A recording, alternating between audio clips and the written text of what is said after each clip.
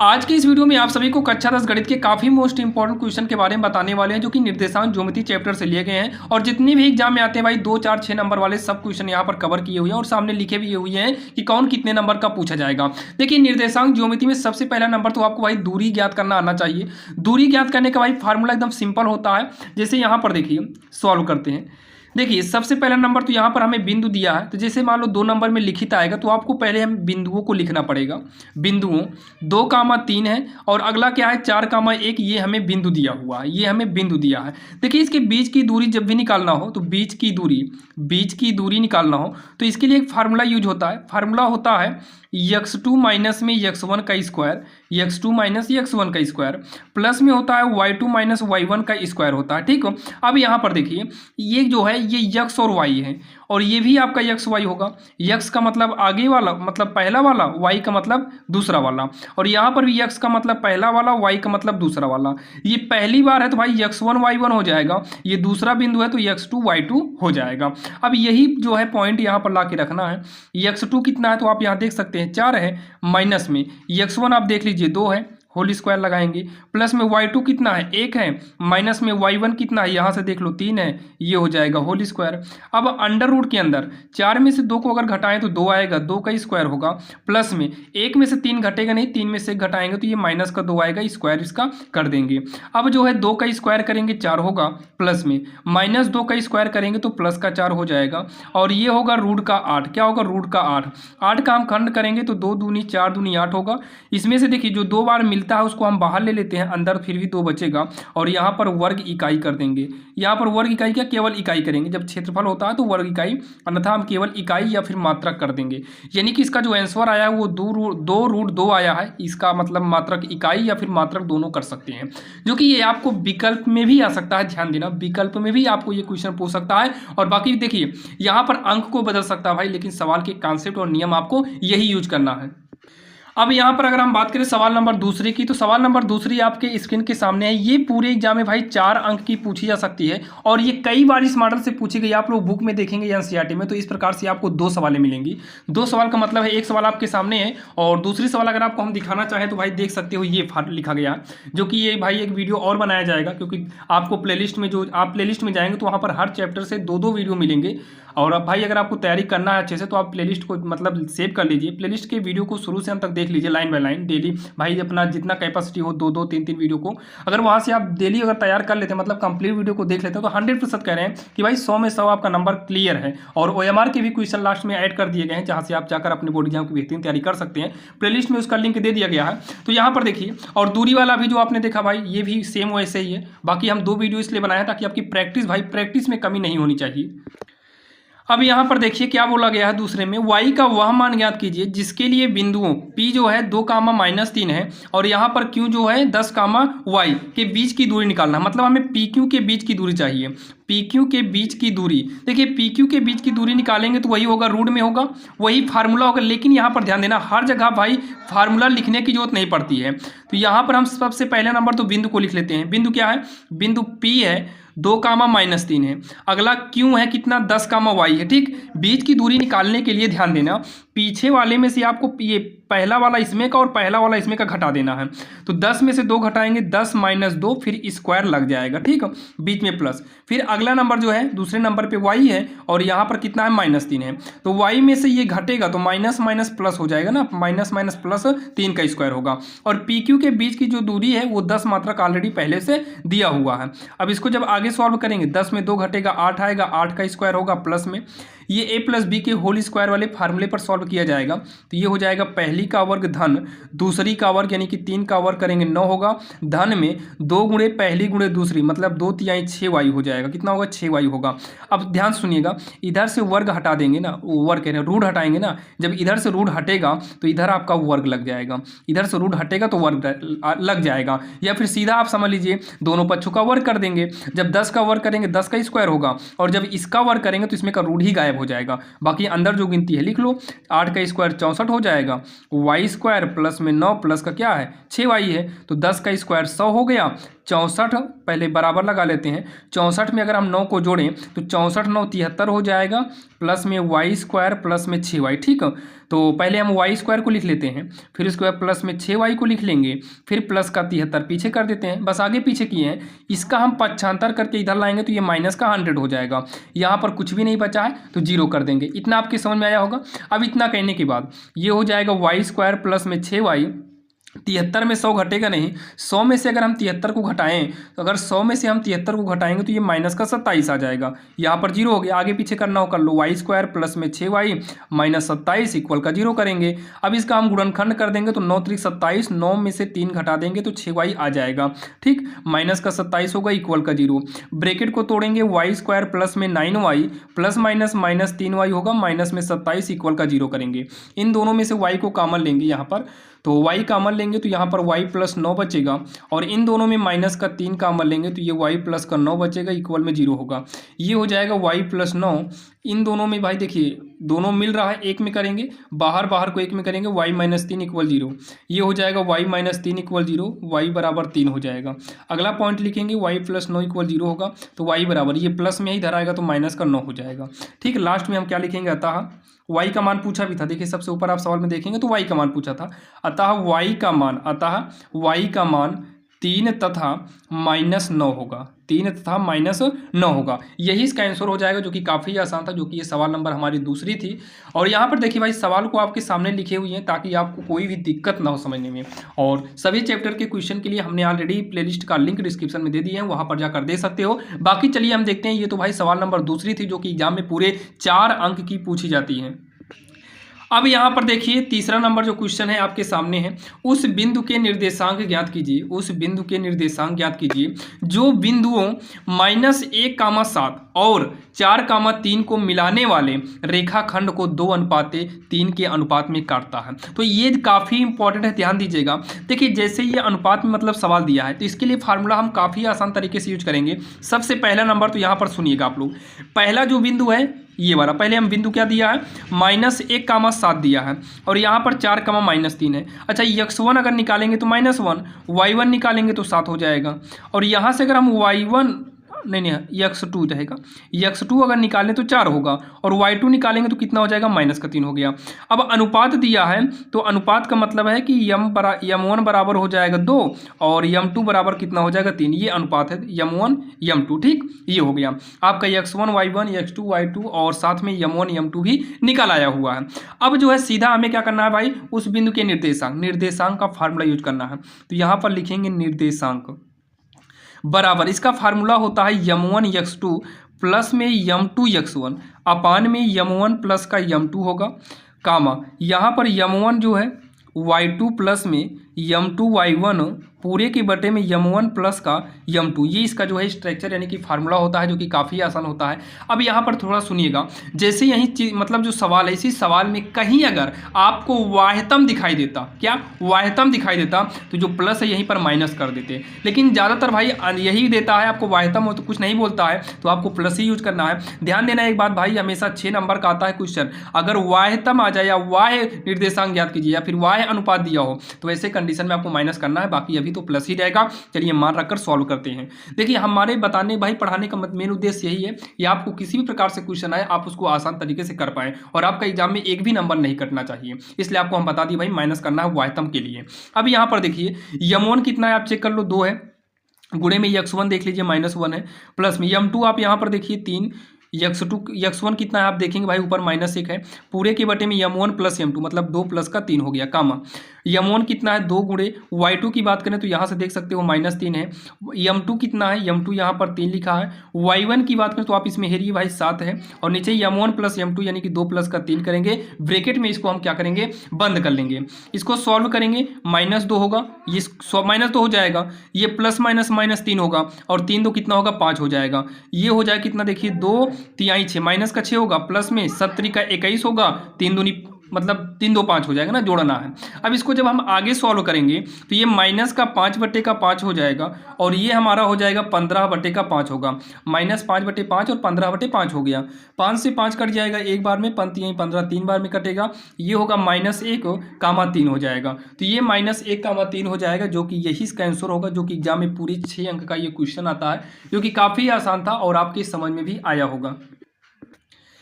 अब यहाँ पर देखिए, यहाँ पर थोड़ा भाई x2 की जगह पर कितना था, 4 था यहाँ पर, बाकी सही है, यहाँ पर 4 रहेगा, थोड़ा 4 दूनी 8 हो जाएगा, जो कि प्लस का ही 8 रहेगा। फिर 8 में से 5 घटाएंगे, वो 8 में से 3 घटाएंगे, प्लस का 8 रहेगा, 8 में 3 गए, प्लस का 5 आएगा, बाकी ये प्लस का 1 हो जाएगा। बाकी यही इसका आंसर आएगा, जो कि काफ़ी आसान है और पूरे 6 अंक आपके कहीं पर भी नहीं जाने वाले हैं। तो यहाँ पर एक सवाल और देखने वाले हैं भाई, जो कि काफ़ी इंपॉर्टेंट है, जो कि आपको पता होगा, एक नहीं बल्कि 2 सवाल देखेंगे। पहले हम वो सवाल देख लेते हैं जो भाई कभी कभी पूछता है अनुपात। जैसे यहाँ पर देखिए अनुपात दिया था, पहले सवाल को देखिए तो समझ में आएगा। यहाँ पर देखिए सवाल नंबर 4 में क्या है, यहाँ पर देखो आपसे अनुपात ही पूछा है, अनुपात आपकी निकालना है, जो कि मध्य बिंदु के निर्देशांक दिया हुआ है। तो ध्यान से सुनिएगा, सबसे पहले तो यहाँ पर लिखेंगे बिंदुओं जो दिया है हमें, जो बिंदु है ये दोनों आपका मेन बिंदु है, ये दोनों आपका मेन बिंदु है। अगर यहाँ पर चित्र बनाए, पहले बिंदु को लिख देते हैं, -3, 10 है और अगला 6, -8 है, ठीक, ये दोनों बिंदु है। तो मतलब इन दोनों बिंदुओं को जोड़ने वाले, तो पहला वाला बिंदु हम ए मान लेते हैं, तो -3, 10 हो गया, और अगले वाले को हम बी मान लेंगे तो 6, -8 हो जाएगा। अब इन दोनों को जोड़ने वाले रेखाखंड को बिंदु, मतलब इन दोनों को जोड़ने का मतलब भाई कोई बिंदु P रहेगा जो बीच में जोड़ेगा, -1, 6 है, -1, 6 है। कह रहा है किस अनुपात में काटेगा, मतलब इसका अनुपात निकालना है। अनुपात को हम m1 m2 ही मानेंगे।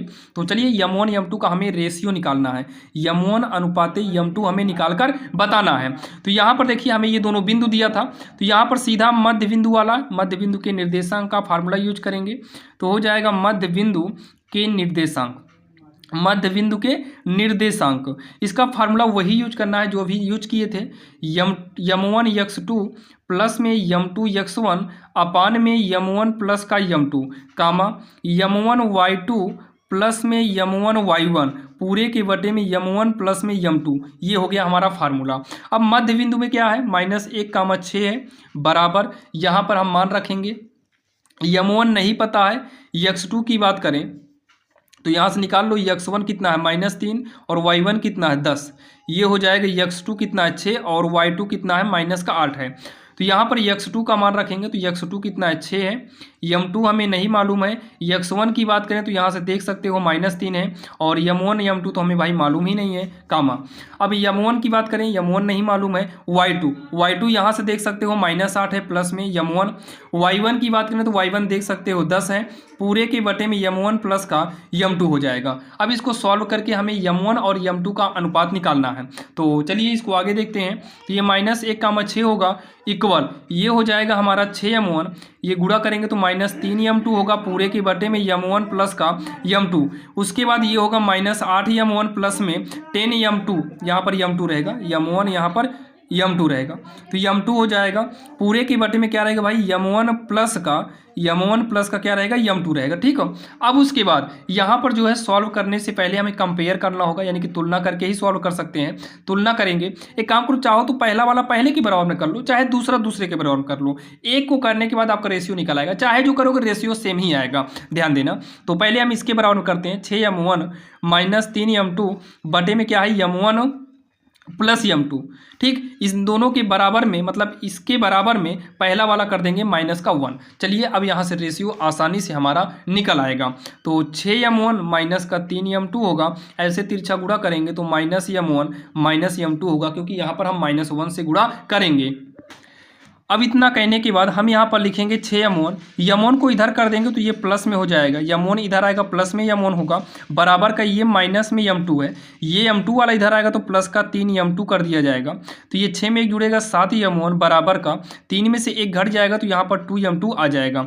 अब यहाँ पर m1 को रहने दो, m2 का पक्षांतर करो, बटे में आएगा, यहाँ पर 2 बचा है, 7 का पक्षांतर करेंगे 7 बटे में आ जाएगा। अब इसका हम रेशियो अगर निकालें m1 रेशियो टू m2, यानी कि m1 अनुपात m2 करेंगे करेंगे तो ये 2:7 हो जाएगा, जो कि इसका अनुपात हमसे पूछा था, अनुपात कितना आ गया 2:7 आ गया। यही इसका जो है आंसर हो जाएगा, जो कि काफ़ी आसान था और आपके समझ में भी आया होगा। अगर आपको प्रैक्टिस करना है तो यहाँ पर एक सवाल आपको हम दिखा दे रहे हैं, भाई प्रैक्टिस कर सकते हो। बाकी इसका भी वीडियो जल्द ही आपके सामने आने वाला है, जो कि जस्ट इसके बाद वो वाला पार्ट आ जाएगा। बाकी सभी पार्ट को देखने के लिए डिस्क्रिप्शन में प्लेलिस्ट का लिंक दिया गया है। तो यहाँ पर देखिए काफ़ी इंपॉर्टेंट ये सवाल थी। चलिए ये हमारी सवाल नंबर 4 है। अब हम एक सवाल देखने वाले हैं जो कि 5वीं नंबर, वो भी भाई बहुत बार एग्जाम में पूछी गई है। अब यहाँ पर जो है सवाल नंबर 5वीं आपके सामने है, देख सकते हैं काफ़ी इंपॉर्टेंट सवाल है। जबकि यहाँ पर देखिए क्या है, बिंदुओं ए दिया है और बिंदु बी दिया है, को जोड़ने वाले रेखाखंड को रेखाखंड ए बी, मतलब ए और बी को जोड़ने वाले को जो है 4 भागों में विभाजित करना है। ये एग्जाम में कभी कभी 3 भागों में यानी कि समत्री बोल देता है। समत्री का मतलब 3 बराबर भागों में बांटना रहता है, कभी कभी ये 4 भागों में बांटना रहता है, जो कि 6 अंक इस पर फिक्स आपका क्वेश्चन रहता है। आप देखिएगा एनसीईआरटी में आपको 2 सवाल इस प्रकार से मिलेगी। तो भाई 2-3 सवाल है, आप पढ़ लेते हैं तो कंफर्म है कि ये एग्जाम में आएगा। आपको भी पता भाई सिलेबस से बाहर एग्जाम में नहीं आएगा, और नई वाली एनसीईआरटी में ज़्यादा सवाल बची भी नहीं है, इसलिए आप इन सभी क्वेश्चन को अच्छे से पढ़ लेना। प्रैक्टिस के लिए नेक्स्ट वाला जो पार्ट आएगा उसको भी आप देख लीजिएगा, तो बाकी आपका क्लियर हो जाएगा। यहाँ से जो नंबर आपका मिलने वाला है भाई कंफर्म है, यहाँ से एक भी नंबर आपका नहीं छूटेगा। सबसे पहले तो हमें जो बिंदु दिया है हम उस बिंदु को लिखेंगे। पहला बिंदु ए है -2,2। अगला बिंदु बी है, बी कितना है आप देख सकते हैं 2,8 है, कितना है 2,8 है। ठीक, अब इतना हो गया। अब इसको हम बिंदु ए माने हैं, इसको बिंदु बी माने हैं। बोला है 4 भागों में विभाजित करना है, जो कि 4 भाग बराबर होने चाहिए। तो यहाँ पर पहले हम 1 कर देते हैं, तो अब ये 2 भाग में हो गया, 3 हो गया, 4 भाग में हो गया। देखिए 1 भाग यहाँ से यहाँ तक, इसको हम मान लो सी मान लेते हैं, इसको डी मान लेते हैं, ई मान लेते हैं। 1 भाग हो गया, 2 भाग, 3 भाग, 4 भाग, 4 भाग में विभाजित हो गया। ठीक, जब 3 भाग में बोलता तो हम 3 ही करते केवल। तो यहाँ पर देखिएगा जो कि काफ़ी आसान है। अब यहाँ पर देखिए हमें जो है सी वाला पॉइंट, ये सारा पॉइंट हमें निकालना है। तो इन सभी पॉइंट को निकालने का काफ़ी आसान तरीका है। देखिए कैसे निकालना है। सबसे पहले तो हम निकालेंगे ये डी को निकालेंगे। सबसे पहले हम क्या करेंगे, हम डी को निकालेंगे, जो कि डी हमारा कहाँ पर है, मध्य है। देखिए इसके अनुसार जो है यहाँ पर सॉल्व डाल देते हैं। अब यहाँ पर देखिए, यहाँ पर ये देखिए इस हिसाब से हम मानकर चलते हैं कि जो ए सी की दूरी होगी, मतलब ए से सी तक जाने की जो दूरी है, वही दूरी हमारी सी से डी तक भी होगी, और वही दूरी जो है डी से ई तक भी होगी, और वही दूरी क्या है ई से लेकर बी तक रहेगी। मतलब ये चारों दूरी हमारी क्या है भाई, सब की सब समान है। तो सबसे पहले ए बी के मध्य का डी निकालते हैं। तो यहाँ पर हम लिखेंगे, क्या लिखेंगे हम, डी ए बी का मध्य बिंदु है। डी जो है ए बी का मध्य बिंदु है, मध्य बिंदु है।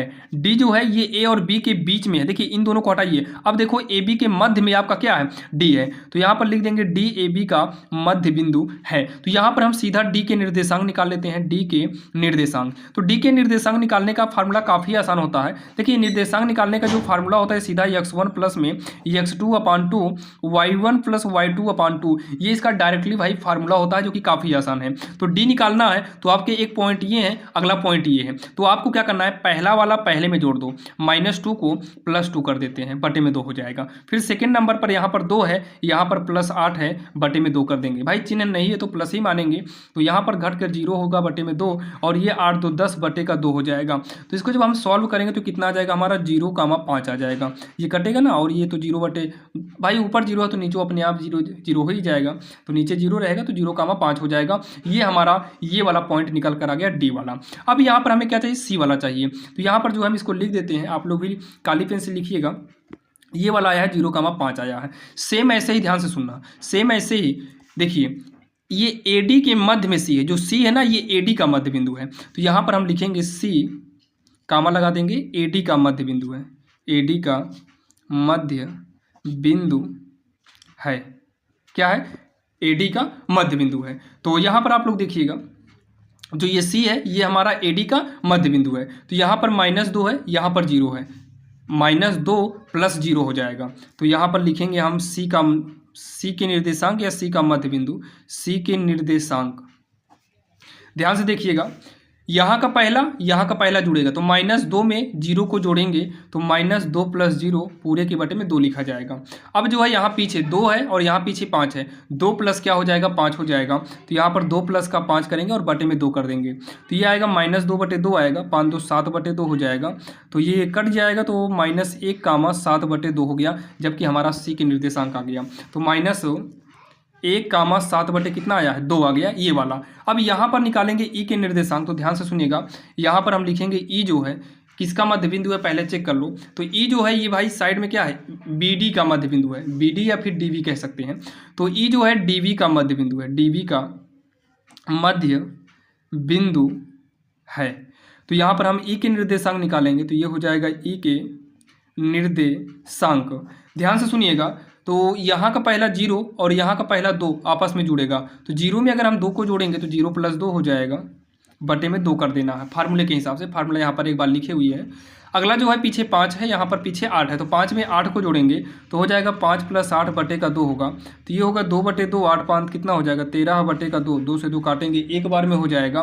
तो ये हो जाएगा 1,13/2 हो जाएगा। ये हमारा अगला बिंदु हो गया। अब यहाँ पर -1,13 लिख देंगे, नहीं 1,13/2 है, 1,13/2 है। अब यहाँ पर हमसे लास्ट में क्या पूछा है कि विभाजित करने वाले, यहाँ पर देखिए 4 भागों में विभाजित करने वाले बिंदुओं के हमें निर्देशांक चाहिए। तो यहाँ पर लिखेंगे हम लास्ट में अभीष्ट निर्देशांक। क्या लिखेंगे हम, अभीष्ट निर्देशांक। अभीष्ट निर्देशांक बराबर यही तीनों हमें लिख देना जो निकाले हुए हैं, इसी तीनों को लाइन से हमें यहाँ पर लिख देना है। लास्ट में ध्यान देना, पूरे 6 अंक का है तो भाई लास्ट में तो दिखाना ही पड़ेगा। -1,7/2 है, और अगला जो था 0,5 था, और तीसरा 1,13/2 है। यही इसका उत्तर हो जाएगा, जो कि काफ़ी आसान है और आपके समझ में आया होगा। ये 5 सवाल आप पढ़ लीजिए भाई, ये 5 सवाल आप समझ के जाना, गारंटी के साथ 100% करें कि इससे बाहर कोई भी क्वेश्चन नहीं आएगा। बाकी इसके लिए भाई सेम इसी का डुप्लीकेट, मतलब सेम ऐसे ही सवाल रहेगी, बस अंक बदला रहेगा। जैसे इसका डुप्लीकेट अगर आपको हम दिखाना चाहें तो भाई ये देख सकते हो, जो कि समत्री बोलता है, ये भी एग्जाम में कई बार पूछा गया है। यहाँ पर समत्री विभाजित करने वाले बिंदुओं के निर्देशांक बताना, सेम वैसे ही सवाल है, प्रैक्टिस कर लीजिएगा। बाकी भाई ये वाला वीडियो जो है जल्दी आपको इस चैनल पर अपलोड कर दिया जाएगा। भाई अगर चैनल पर नए हैं तो सब्सक्राइब कर लीजिएगा, और सभी वीडियो को देखने के लिए आपको हम डिस्क्रिप्शन में प्लेलिस्ट का लिंक दे दिए हैं।